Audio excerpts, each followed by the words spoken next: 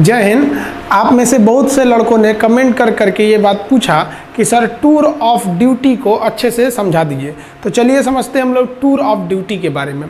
देखिए, जो आर्मी है इसकी दो सबसे बड़ी खासियत होनी चाहिए। सबसे पहला कि आपकी आर्मी एक्टिव होनी चाहिए, दूसरा कि आर्मी को यंग रखना जरूरी है, जवान रखना चाहिए आर्मी को।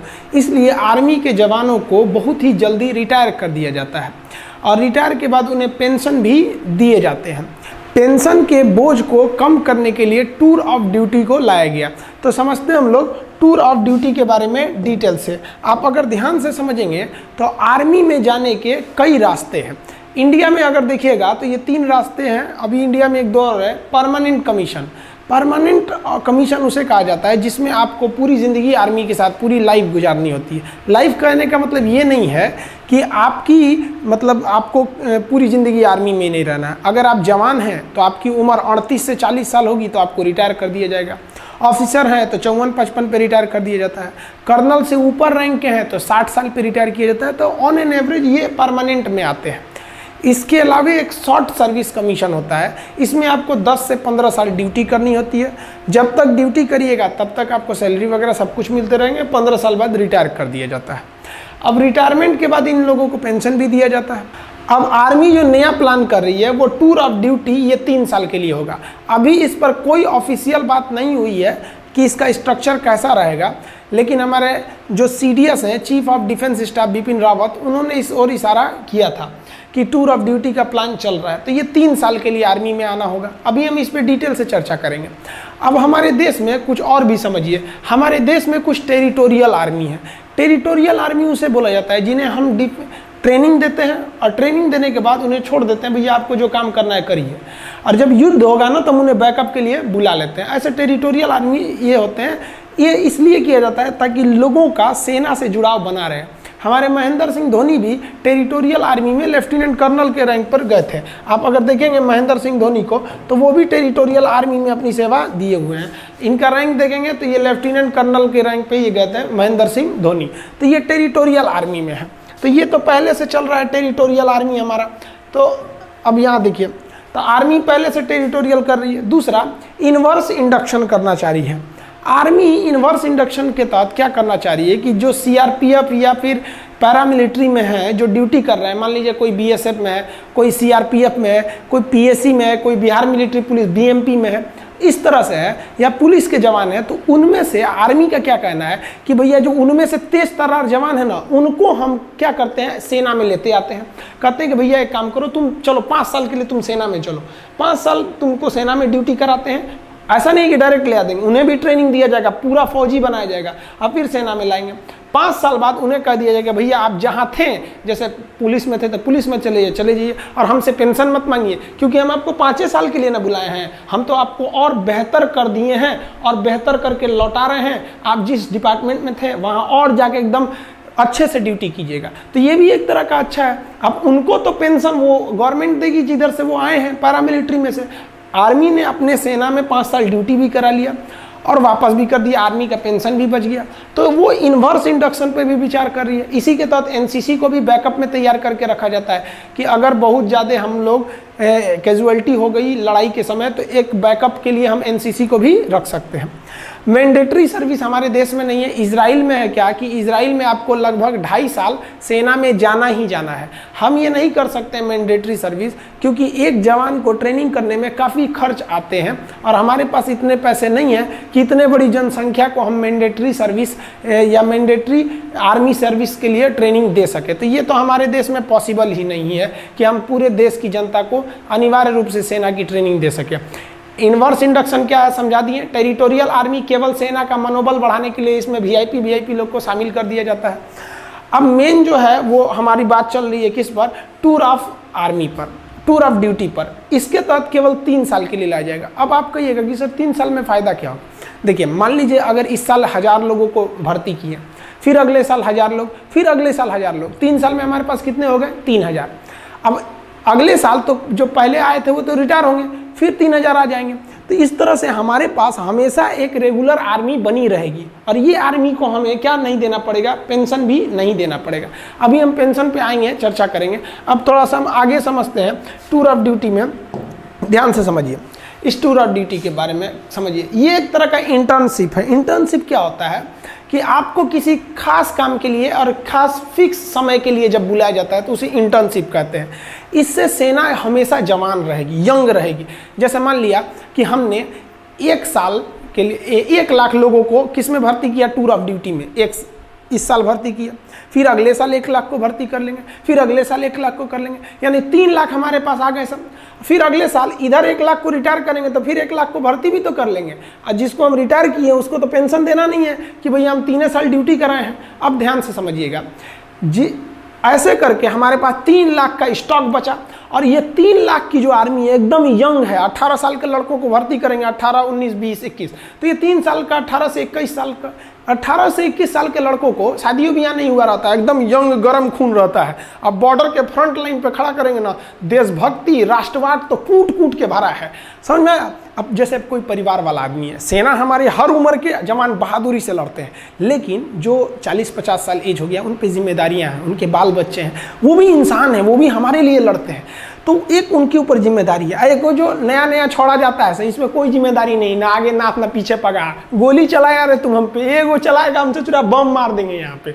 तो ये आर्मी को यंग रख सकते हैं। इससे आर्मी को डबल फायदा कि आर्मी हमेशा यंग रह गई और जो रिटायर हुए उन्हें सैलरी भी नहीं देना है, और आर्मी कम भी तो नहीं होगी ना भैया। हर साल हम 1-1 को रखे रहेंगे, हमेशा हमारे पास 3 लाख की एक टूर ऑफ आर्मी की, टूर ऑफ ड्यूटी की फौज पड़ी रहेगी। समझ में आया कि नहीं आया।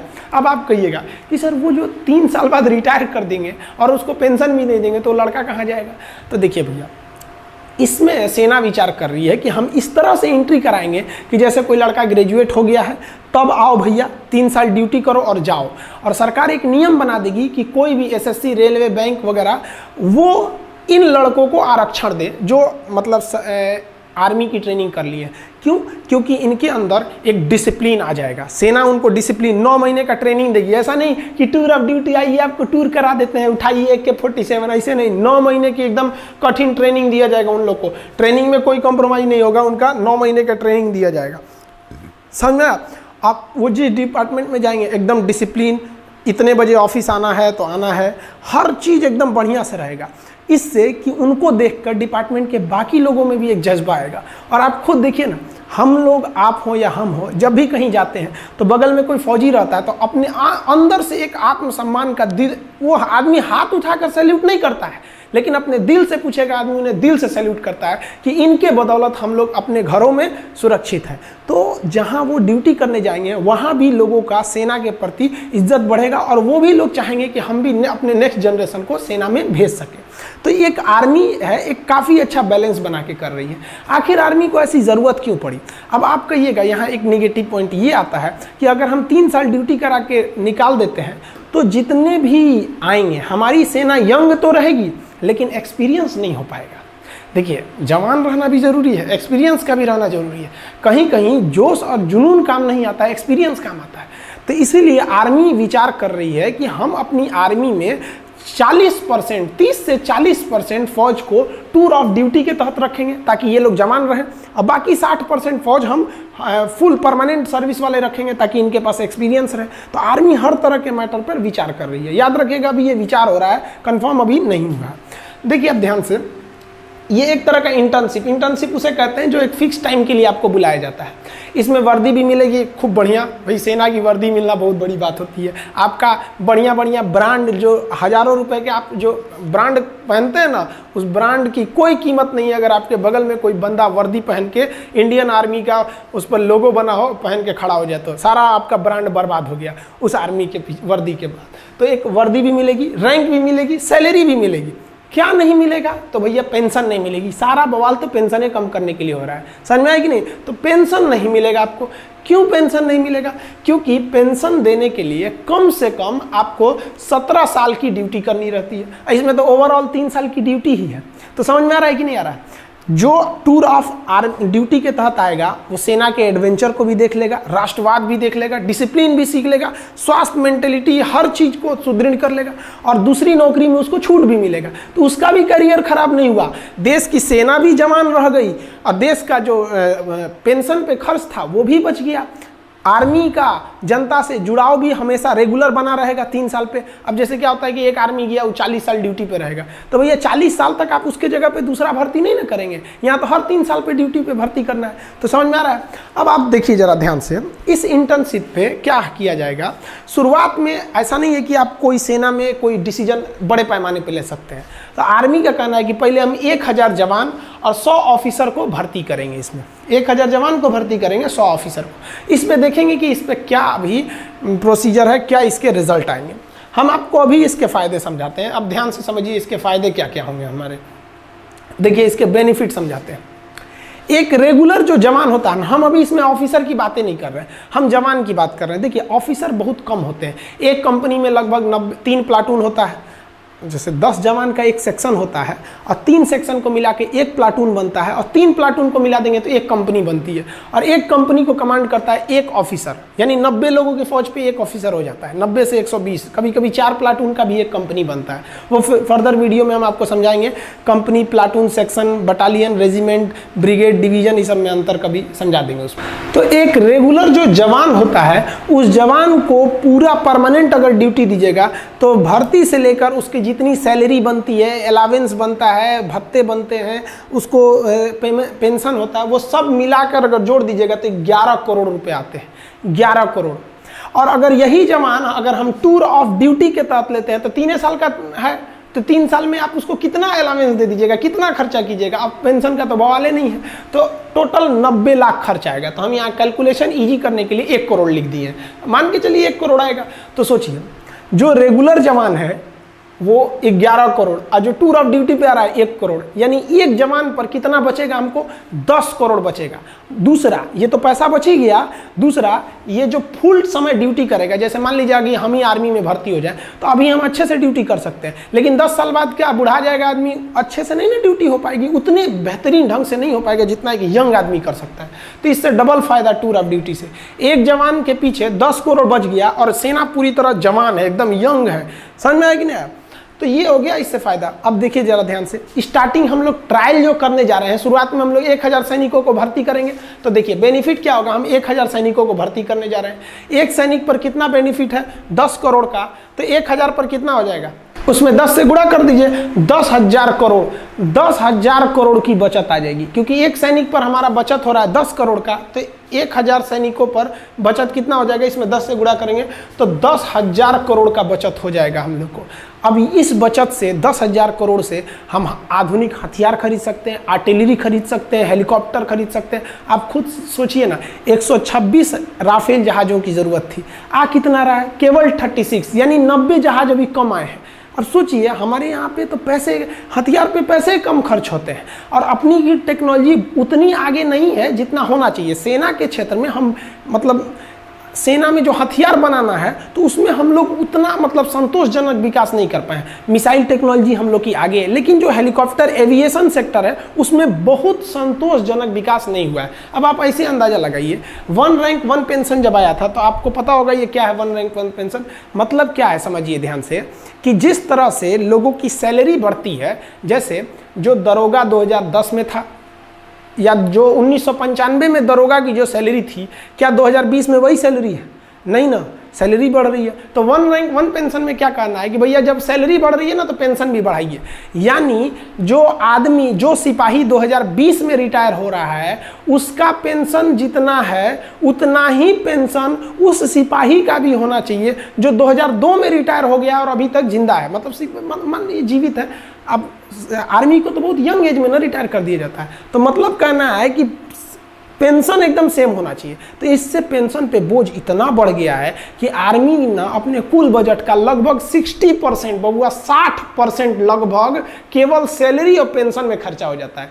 यानी जो आर्मी को पैसे मिलते हैं उस पैसे का 60% सैलरी या पेंशन में खत्म हो जाता है। बाकी में आपका डीजल का खर्चा है, ये वगैरह वगैरह खर्चे हैं, तो बहुत कम खर्च हो पाते हैं हम लोग का। अब ऐसे समझिए ध्यान से, हमारी आर्मी को टोटल 2.5 लाख करोड़ रुपए मिलते हैं साल में, कि भैया इस 2.5 लाख करोड़ में आपको जो करना है करिए। अब 2020 का हम आपको बताते हैं, जो 2.5 लाख करोड़ मिले थे हम लोग को, उसका हिसाब देखिए ध्यान से यहाँ पे कैसे है 2.5 लाख करोड़ का 2020 में। उस 2.5 लाख करोड़ में से 1,33,000 करोड़ हम लोग पेंशन देने में खर्च कर दिए, यानी लगभग आधा खर्च कर दिए पेंशन देने में, 1 रैंक 1 पेंशन का पेंशन पे। और हथियार कितने का खरीदे? 1,20,000 करोड़। आप अगर इसको जोड़िएगा तो लगभग 2.5 लाख करोड़ आ जाता है। तो ये हमारा 2.5 लाख करोड़ का हिसाब है, आधा निकल गया पेंशन सैलरी देने में, अब बाकी बचा। अब खुद सोचिए ना, पेंशन वगैरह का जो हमारा खर्चा है पेंशन का, उससे कम खर्चा है हमारे हथियार का। अब कहीं ना कहीं आपको भी ये अजीब लग रहा होगा सुन के कि भैया हम हथियार पे जितना खर्च कर रहे हैं उससे ज़्यादा पेंशन पे खर्च कर रहे हैं। तो ये टूर ऑफ ड्यूटी है, इसके पीछे भले ये तर्क दिया जा रहा है कि आर्मी जवान रहेगी, सेना जवान रहेगी, ये तर्क दिया जा रहा है कि युवाओं में जो राष्ट्रवाद है, जो देश प्रेम है, उसका सही उपयोग होगा, लेकिन इसके पीछे जो मेन रीजन है वो आपको दिख गया कि आर्मी अपने पेंशन को बचाकर उस पैसे को मॉडर्नाइजेशन की ओर लगा सकती है। क्योंकि हमारे जो बगल में चाइना है, ये बहुत ही ज़्यादा अपने आर्मी पे पैसे खर्च कर रहा है। तो ये समझ में आ गया आप लोग को। अब आपके मन में एक सवाल आएगा कि ये जो सैनिक होंगे टूर ऑफ ड्यूटी पे, ये कैसे आएंगे? टूर पे जैसे घूमने जाते हैं? नहीं, इनका भी वैसे ही बहाली होगी, वैसे ही भर्ती होगी जैसे एक रेगुलर आर्मी का होता है, वैसे ही ट्रेनिंग होगी जैसे एक रेगुलर आर्मी का। यानी अगर कोई जवान खड़ा है तो आप देख के नहीं कह सकते हैं कि टूर ऑफ ड्यूटी का है कि ये परमानेंट है। फिर आप उसके आई कार्ड को देखना पड़ेगा, उसका सर्विस रिकॉर्ड देखना पड़ेगा कि कौन सा ये जवान है, तब पता करेंगे। ट्रेनिंग भी एक ही जगह पर होगी, सैलरी भी एक मिलेगा, हर चीज़ एक रहेगी। फ़र्क बस ये रहेगा कि भैया आपको 3 साल पर रिटायर कर दिया जाएगा बस, अब और पेंशन नहीं दिया जाएगा। भर्ती सेम होती है। आप आर्मी की भर्ती देखे होंगे, हमारे देश के जितने युवा जवान होते हैं दौड़ लगाते हैं, वो लोग 4 मिनट में 1600 मीटर दौड़ लगा के वो दौड़ लगाते हैं। फिर जो प्रोसीजर होती है उनका, वो उस प्रोसीजर के बाद वो लोग सेलेक्ट होते हैं, और सेलेक्ट होने के बाद तब वो कहाँ जाते हैं? आर्मी में जाते हैं। सबका पैरामीटर सेम रहेगा। आर्मी में अगर वो चले जाते हैं तो आप नहीं कह सकते हैं कि इनमें से कौन सा जवान टूर ऑफ ड्यूटी का है और कौन सा जवान हमारा मतलब परमानेंट है। तो सब का सब क्या रहेगा? एकदम सेम रहेगा। आप समझ में आ गया आप लोग को कि ये टूर ऑफ ड्यूटी मेनली किसके लिए किया जा रहा है कि भैया हम अपने पेंशन पे हो रहे खर्च को कंट्रोल कर सके और अपनी सेना को मॉडर्न टेक्नोलॉजी दे सके। जैसे हमारे सैनिकों का बैलिस्टिक हेलमेट नहीं रहता है, इंफ्रारेड रिकॉग्नाइजर नहीं रहता है, अभी भी हम लोग इंसास राइफल लेके चल रहे हैं लोग। तो ये सब चीज़ें, आर्मी की जो बूट होती है वो काफ़ी हैवी होती है, वजन में बहुत भारी होता है। अभी कई ऐसे बूट आ गए हैं आर्मी के पास, जैसे अमेरिकन सोल्जर का दिखेगा तो बूट बहुत मजबूत रहता है, जूता, और भारी नहीं रहता है। हमारे सैनिकों का बूट मजबूत है लेकिन भारी है। तो भैया उसके लिए क्या चाहिए? पैसे चाहिए। तो हम लोग का आधा पैसा तो सैलरी पेंशन पे ख़त्म कर दे रहे हैं। तो आई होप आप समझ गए होंगे टूर ऑफ आर्मी का। बाकी आर्मी में हथियार वगैरह कौन से होते हैं, कैसे आप देख सकते हैं, देख के कैसे पहचान जाएंगे कि AK-47 है कि SLR है कि 303 है कि इंसास है, पिस्टल, माउजर, इस सब में क्या क्या डिफरेंस होता है, इस सब के बारे में हम आपको वीडियो बना देंगे। बहुत से लड़के कर रहे हैं प्लेलिस्ट बनाने के लिए, तो उसको भी बना देंगे, और प्लेलिस्ट में हम आपको डिफेंस में आपको हर एक चीज़ हथियार वगैरह के बारे में भी समझा देंगे, ताकि युवाओं के प्रति एक जिज्ञासा रहती है कि हमारी आर्मी क्या कर रही है। आई होप आप समझ गए होंगे। समझ में आया? एक सैल्यूट हमारे भारत के वीर जवानों के लिए। जय हिंद।